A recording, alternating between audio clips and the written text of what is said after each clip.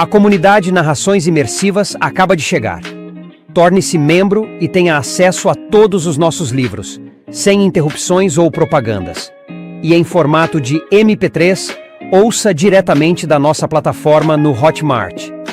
Por menos de uma Coca-Cola por mês, você assina nossa comunidade e apoia diretamente nosso trabalho. Não perca mais tempo e venha curtir mais uma forma de ouvir narrações imersivas. Link para assinar a comunidade na descrição ou no primeiro comentário fixado. Fique agora com mais um episódio imersivo.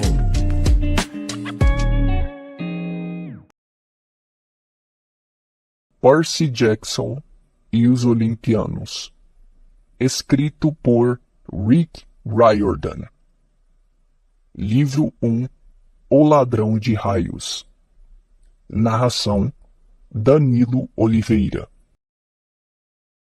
Capítulo 4. Minha mãe me ensina a tourear. Arrancamos noite adentro por estradas rurais escuras. O vento golpeava o Camaro. A chuva açoitava o para-brisa. Eu não sabia como minha mãe conseguia ver alguma coisa, mas ela mantinha o pé no acelerador. Toda vez que um relâmpago produzia um clarão, eu olhava para Grover sentado ao meu lado no banco de trás e me perguntava se tinha ficado louco ou se ele estava usando algum tipo de calça felpuda. Mas não, o cheiro era o mesmo que eu lembrava das excursões do jardim de infância para o zoológico infantil. Lanolina como de lã, o cheiro de um animal molhado de estábulo. Tudo o que pude dizer foi: "Então você e minha mãe se conhecem?" Os olhos de Grover moveram-se rapidamente para o espelho retrovisor, embora não houvesse carro nenhum atrás de nós. "Não exatamente", disse ele. "Quer dizer, nunca nos encontramos pessoalmente, mas ela sabia que eu estava observando você." "Observando a mim?" "Estava de olho em você, cuidando que estivesse bem, mas eu não estava fingindo ser seu amigo", acrescentou apressadamente. "Eu sou seu amigo." "Hã? O que é você, exatamente?" "Isso não importa neste momento." "Não importa? Da cintura para baixo, o meu melhor amigo é um burro." Grover soltou um agudo e gutural "Bé!" Eu já o tinha ouvido fazer aquele som antes, mas sempre achei que era um riso nervoso. Agora me dava conta de que era mais um berro irritado. "Bode!" exclamou. "O quê?" "Eu sou um bode da cintura para baixo. Você acaba de dizer que isso não importa." "Bé!" Alguns sátiros poderiam pisoteá-lo por causa de tamanho insulto. Opa, espere. Sátiros? Você quer dizer como os mitos do Sr. Brunner? Aquelas velhas na banca de frutas eram um mito, Percy? A Sra. Dodds era um mito? Então você admite que havia uma Sra. Dodds? É claro. Então por que... Quanto menos você soubesse, menos monstros atrairia, disse Grover como se aquilo fosse perfeitamente óbvio. Nós pusemos a névoa diante dos olhos humanos. Tínhamos esperança de que você achasse que a benevolente era uma alucinação. Mas não adiantou. Você começou a perceber quem você é. Quem eu... Espere um minuto. O que você quer dizer? O estranho rugido ergueu-se novamente em algum lugar atrás de nós, mais perto do que antes. O que quer que estivesse nos perseguindo ainda estava na nossa cola. "Percy", disse minha mãe, "há muito a explicar e não temos tempo suficiente. Precisamos pôr você em segurança." "Em segurança como? Quem está atrás de mim?" "Ah, nada demais", disse Grover, obviamente ainda ofendido com o comentário sobre o burro. "Apenas o Senhor dos Mortos e alguns dos seus asseclas mais sedentos de sangue." "Grover!" "Desculpe, Sra. Jackson. Poderia dirigir mais depressa, por favor?" Tentei envolver minha mente no que estava acontecendo, mas não consegui. Sabia que aquilo não era um sonho. Eu não tinha imaginação. Jamais poderia sonhar algo tão estranho. Minha mãe fez uma curva fechada para a esquerda. Desviamos para uma estrada mais estreita, passando com velocidade por casas de fazendas às escuras, colinas cobertas de árvores e placas que diziam: colha seus próprios morangos, sobre cercas brancas. Aonde estamos indo? Perguntei. Para o acampamento de verão de que falei. A voz de minha mãe estava tensa. Por mim, ela estava tentando não parecer assustada. O lugar para onde seu pai queria mandá-lo. O lugar para onde você não queria que eu fosse. Por favor, querido, implorou ela. Isso já é bem difícil. Tente entender. Você está em perigo. Porque umas velhas senhoras cortaram um fio de lã? Aquilo não eram velhas senhoras, disse Grover. Eram as parcas. Você sabe o que isso significa? O fato de elas aparecerem na sua frente? Elas só fazem isso quando você está prestes a... quando alguém está prestes a morrer. Epa, você disse você. Não, eu não disse. Eu disse alguém. Você quis dizer você. Ou seja, eu. Eu quis dizer você como quem diz alguém. Não você, Percy, mas você é qualquer um. Meninos, disse minha mãe. Ela puxou o volante com força para a direita, e eu tive um vislumbre de um vulto do qual ela se desviara. Uma forma escura e ondulada, agora perdida na tempestade atrás de nós. O que foi aquilo? Perguntei. Estamos quase lá, disse minha mãe, ignorando a pergunta. Mais 1,5 quilômetros. Por favor, por favor, por favor. Eu não sabia onde era lá. Porém, me vi inclinando-me para a frente na expectativa, querendo que chegássemos logo. Do lado de fora, nada além de chuva e escuridão, o tipo de campos vazios que a gente vê quando vai para o extremo de Long Island. Pensei na Sra. Dodds no momento em que ela se transformou naquela coisa com dentes pontiagudos e asas de couro. Meus membros ficaram amortecidos de choque retardado. Ela realmente não era humana e pretendia me matar. Então, pensei no Sr. Brunner e na espada que ele jogara para mim.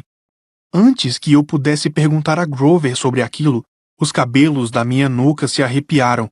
Houve um clarão ofuscante, um bum, de fazer bater o queixo, e o carro explodiu. Lembro-me de ter me sentido sem peso, como se estivesse sendo esmagado, frito e lavado com uma mangueira. Tudo ao mesmo tempo. Descolei minha testa do encosto do assento do motorista e disse: Ai! Percy! Gritou minha mãe. Estou bem. Tentei sair do estupor. Eu não estava morto. O carro não explodira de verdade. Tínhamos caído em uma vala. As portas do lado do motorista estavam enfiadas na lama.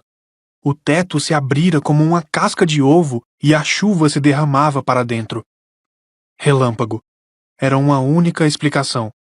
Tínhamos voado pelos ares, para fora da estrada. Ao meu lado, no assento traseiro, havia uma grande massa informe e imóvel. Grover! Ele estava caído de lado, com sangue escorrendo do canto da boca. Sacudi seu quadril peludo, pensando: não, mesmo que você seja metade animal de quintal, ainda é meu melhor amigo, e não quero que morra. Então ele gemeu: comida. E eu soube que havia esperança. Percy, disse minha mãe, temos de... Ela titubeou. Olhei para trás.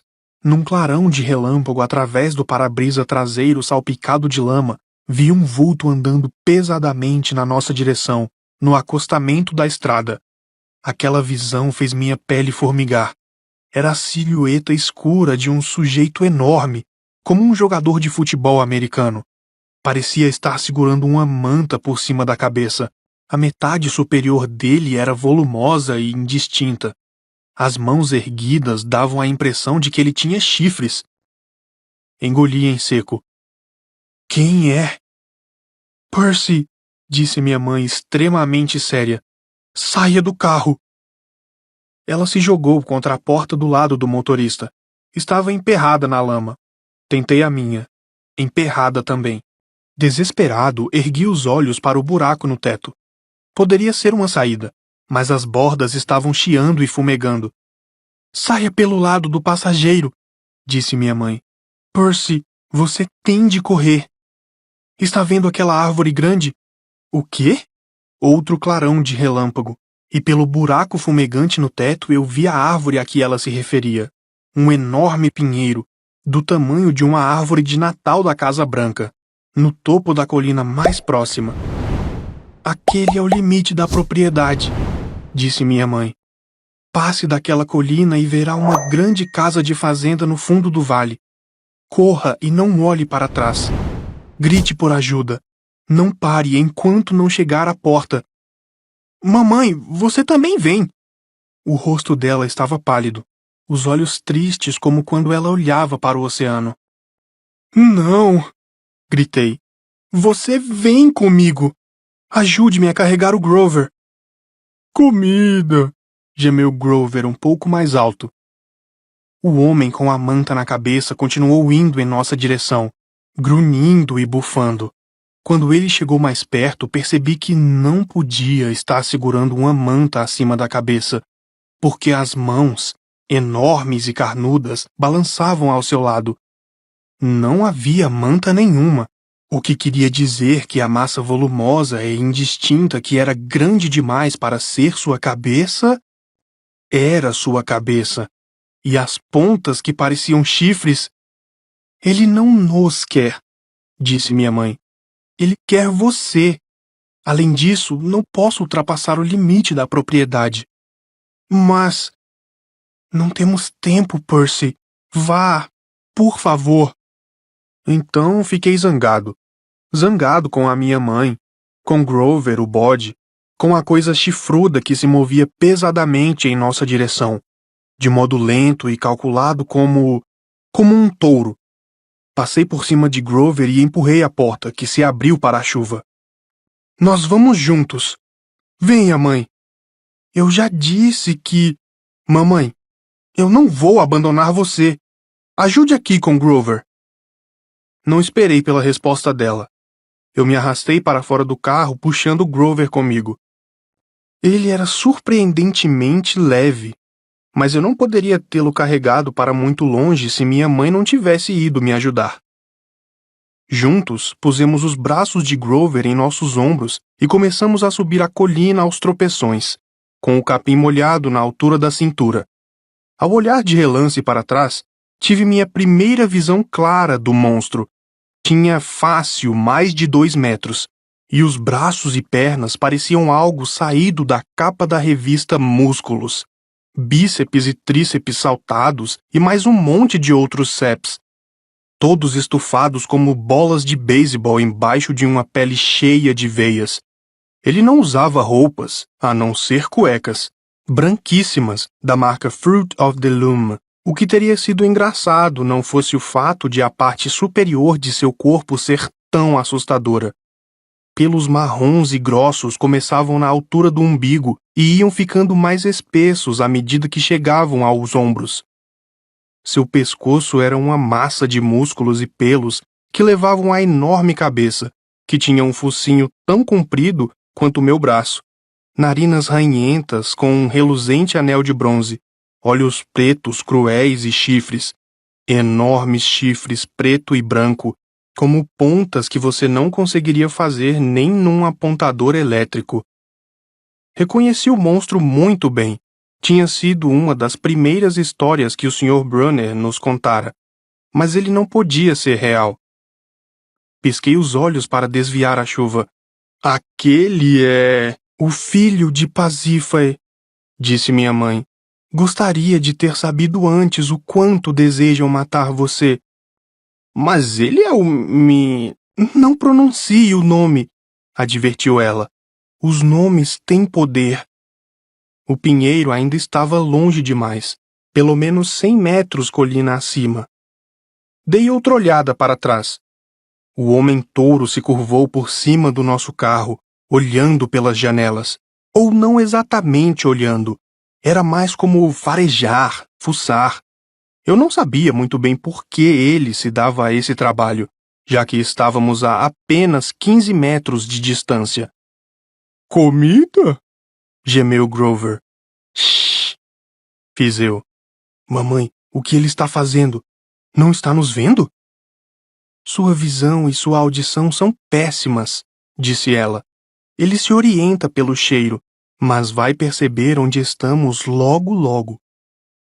Como que na deixa, o homem-touro bramiu de raiva. Ele agarrou o Camaro de Gabe pela capota rasgada. O chassis rangia e gemia. Ergueu o carro acima da cabeça e atirou-o na estrada. Aquilo se chocou contra o asfalto molhado e deslizou em meio a um chuveiro de fagulhas por cerca de 500 metros antes de parar. O tanque de gasolina explodiu. Nenhum arranhão. Lembrei-me de Gabe dizendo. Ops. Percy, disse minha mãe. Quando ele nos vir, vai atacar. Espere até o último segundo, depois saia do caminho. Ele não consegue mudar de direção muito bem quando já está atacando. Você entendeu? Como você sabe de tudo isso? Estou preocupada com um ataque há muito tempo. Devia ter esperado por isso. Fui egoísta mantendo você perto de mim. Mantendo-me perto de você? Mas... Outro bramido de raiva e o homem-touro começou a subir pesadamente a colina. Tinha-nos farejado.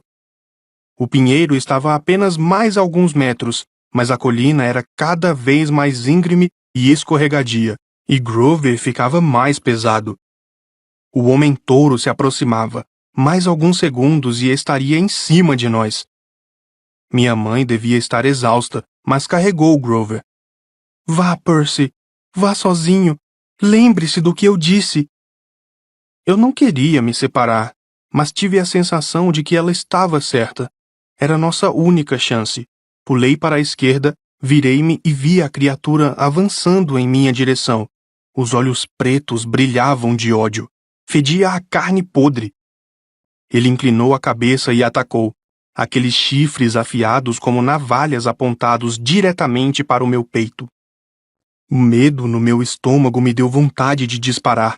Mas isso não daria certo. Eu jamais poderia correr mais que aquela coisa. Então fiquei parado. E, no último momento, saltei para o lado.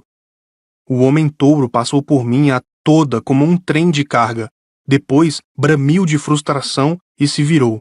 Mas dessa vez não contra mim, mas contra minha mãe, que estava acomodando Grover sobre a grama. Tínhamos chegado ao topo da colina. Embaixo, do outro lado, pude ver um vale, bem como minha mãe dissera, e as luzes de uma casa de fazenda tremeluzindo amarelas através da chuva. Mas estava a 800 metros de distância. Nunca conseguiríamos chegar lá. O homem-touro roncou, escarvando o chão. Ficou olhando para minha mãe, que recuava lentamente colina abaixo, de volta para a estrada, tentando afastar o monstro de Grover. Corra, Percy! Disse ela. Não posso passar daqui. Corra! Mas fiquei lá parado, paralisado de medo, enquanto o monstro a atacava. Ela tentou sair de lado, como me dissera para fazer, mas o monstro tinha aprendido a lição. Jogou a mão para a frente e agarrou-lhe o pescoço quando ela tentou escapar. Ele a ergueu enquanto ela lutava, chutando e dando murros no ar. Mamãe!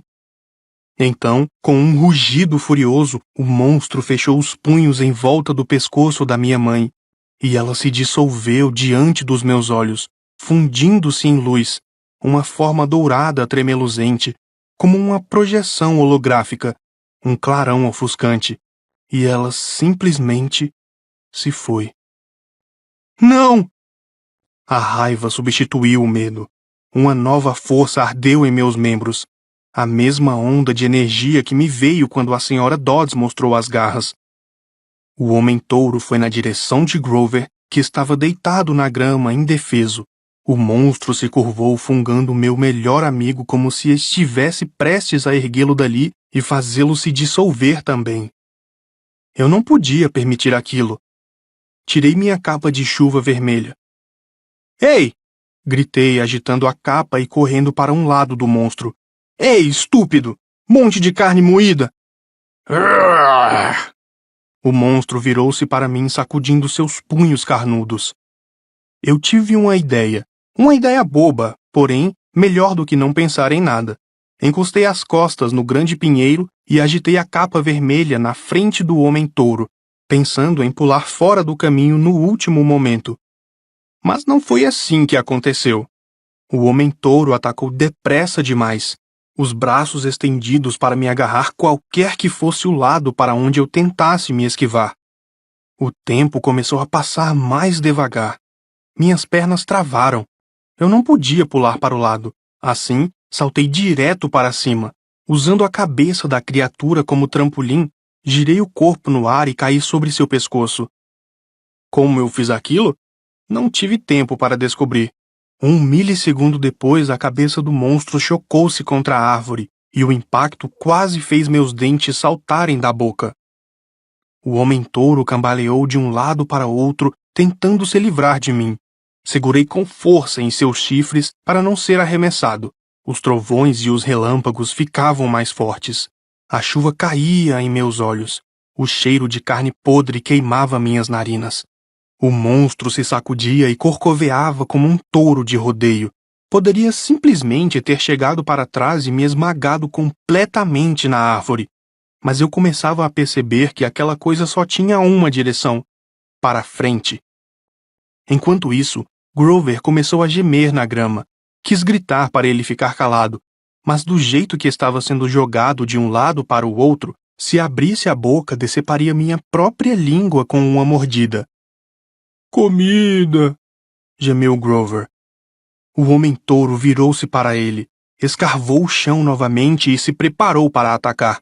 Pensei em como ele havia espremido a vida para fora de minha mãe, como a fizera desaparecer num clarão de luz, e a raiva me abasteceu como um combustível de alta potência. Agarrei um dos chifres com ambas as mãos e puxei para trás com toda a minha força. O monstro se retesou.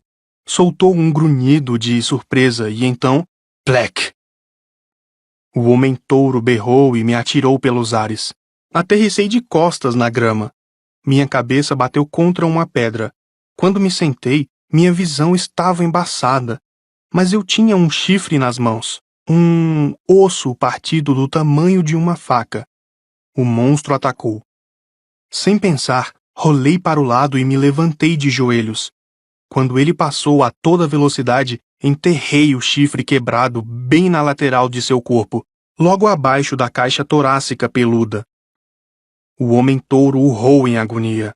Debateu-se, rasgando o peito com suas garras, e depois começou a se desintegrar, não como minha mãe, em um clarão dourado, mas como areia se esfarelando, carregada pelo vento aos pedaços para longe, do mesmo modo como a senhora Dodds se desintegrara. O monstro se fora. A chuva tinha parado. A tempestade ainda rugia, mas somente à distância. Eu cheirava a gado e meus joelhos tremiam. Minha cabeça parecia que ia se partir ao meio. Estava fraco, assustado e tremia de tristeza. Acabara de ver minha mãe se desvanecer. Queria me deitar e chorar, mas havia Grover precisando de minha ajuda. Portanto, consegui erguê-lo e descer cambaleando para o vale em direção às luzes da casa. Eu estava chorando, chamando minha mãe, mas me agarrei a Grover. Eu não ia deixá-lo partir. Minha última lembrança é ter desmaiado numa varanda de madeira, olhando para um ventilador de teto que girava acima de mim, mariposas voando em volta de uma luz amarela, e as expressões austeras e familiares de um homem barbudo e uma menina bonita, com cabelos loiros encaracolados como os de uma princesa. Os dois olharam para mim e a menina disse: "É ele. Tem de ser." "Silêncio, Annabeth", disse o homem. "Ele ainda está consciente. Traga-o para dentro."